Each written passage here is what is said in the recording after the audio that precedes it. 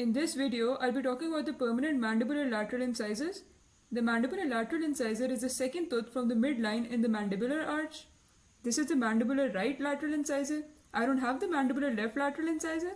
According to the universal numbering system, this is tooth number 26 and the mandibular left lateral incisor is tooth number 23.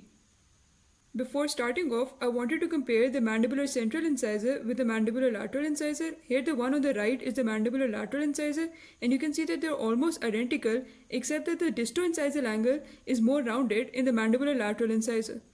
Coming to the labial aspect, it is identical to the mandibular central incisor. The cervical margin curves evenly towards the root apex. The incisal outline slopes gingivally at the distal side, as a result of which the disto-incisal angle is more rounded than the mesio-incisal angle, and this is how you distinguish the mesial side from the distal side.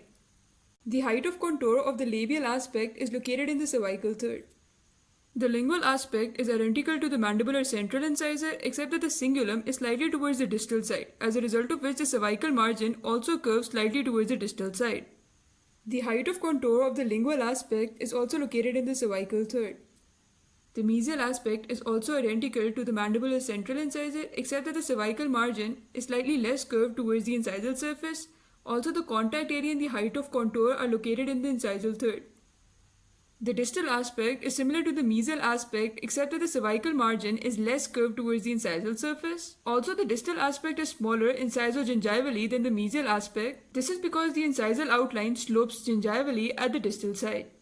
Because the distal aspect is smaller, the height of contour and the contact area are located more cervically near the junction of the incisal and middle thirds. Coming to the incisal aspect, the incisal outline is not straight mesiodistally, it is slightly towards the lingual surface at the distal side. The cingulum is also slightly towards the distal side.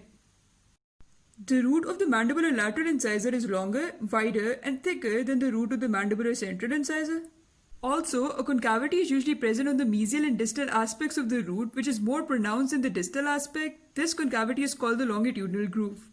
Anomalies are rare, but occasionally a bifurcated root is found.